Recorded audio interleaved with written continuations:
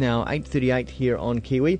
Well, happening tomorrow in Auckland City. It's an annual event now. In fact, it's the 7th annual Urbis Design Day, where designers from all disciplines, fashion, landscape, architecture, interiors and more, create collaborative design installations dotted all around the city and fringe. And one of the installations is the Fisher & Paykel Social Kitchen.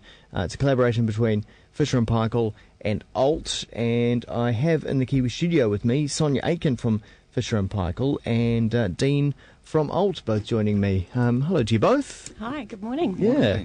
I had the Social Kitchen team up last time, Dean. In fact, you were here last year, and I managed to also get a look at the kitchen myself and really sort of understand the concept as it was last year. But can you just refresh us and explain what the whole thing is actually about? Idea's about?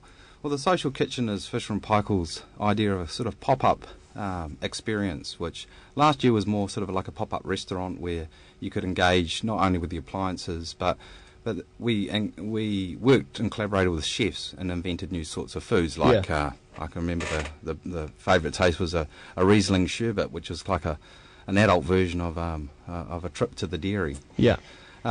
This year's a little bit different. This year, the Social Kitchen is this concept where everybody comes together and cooks together on an incredibly long kitchen that's 70 metres long. So truly a social kitchen. Truly a social kitchen. Yeah. And it's an opportunity for Fisher & Paykel, obviously, to showcase new products. We're not necessarily showcasing new products. We're potentially showcasing product that has never been seen before or never been experienced, and that is really our amazing designers and engineers who are based both here in Auckland and Dunedin. Yeah. It's really their ability to express themselves, but based on the questions that they ask of themselves, of how they interact with their kitchen and their appliances, but more importantly how our customers do.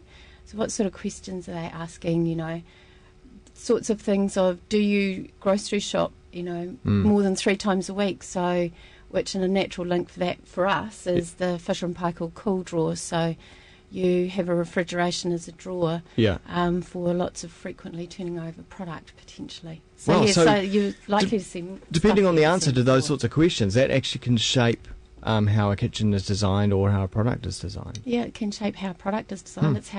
It's how innovations such as dish drawer, cool drawer, also, like our refrigeration, so Active Smart, how that is designed, because we know how many times people open their fridge door. Yeah. So temperature adjusting, whether you're on holiday or not. So automatically going into holiday mode, you don't have to select it.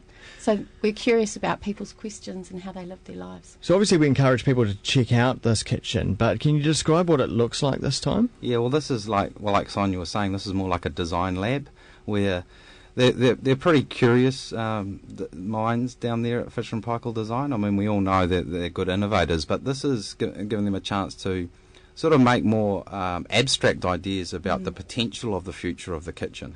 So if you could imagine in your mind a 70-metre long deconstructed kitchen that is based on, a sort of linear process that we've done for 200 years, which is, we all like to hunt and gather for our food. So how do we do that? We store it, we prepare it, we cook, we cool. And then we can clean up afterwards. We do the dishes. Yeah. And as you know, that a kitchen usually people have designed, about efficiency rather than designing for just social interaction. As you know, if you go to a party, most people are in the kitchens. Yeah. I know I am, or next to the barbecue. So food is just a really good way of bringing people together in a social way. So a lot of the discussions around the insights that these designers have had about observing how people stack their dishes, and really the dish drawer is an ergonomic answer to that. Yeah.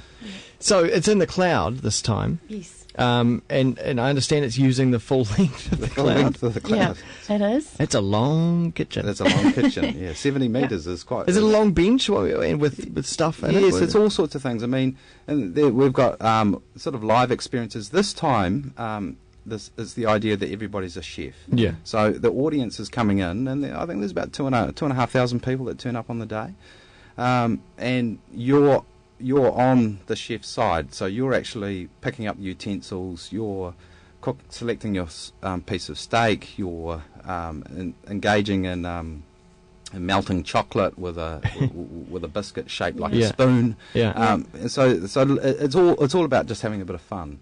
Yeah.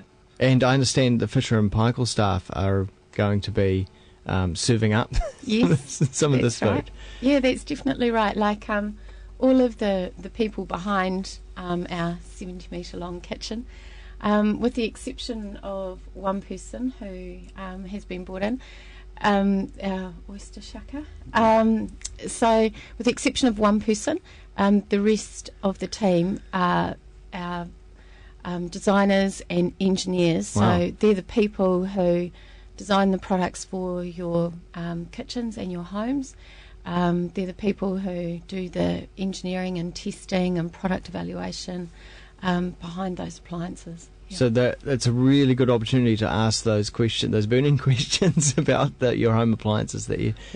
Well, that's the thing. Yeah. I mean, when you think about your kitchen, you only get a chance to redesign it maybe twice in your life. So these guys might give you a hint on what's going to come in maybe 8 years' time, so in the sense of what they're thinking about. Yeah. I think it's that whole idea of constant improvement, and you only get that when you get close to the customer and find out, what matters to them. Yeah, and just on that too, it's for our designers and engineers, they're just really excited to be able to speak to the design consuming public. Because there's always this big gap, isn't there? Yeah. And so that they can ask the questions that they want to know and understand, so that when they go back, they can have some answers for some of those questions that they're grappling with as to which way they solve a particular opportunity or issue with a product. So great to be able to use the cloud as well.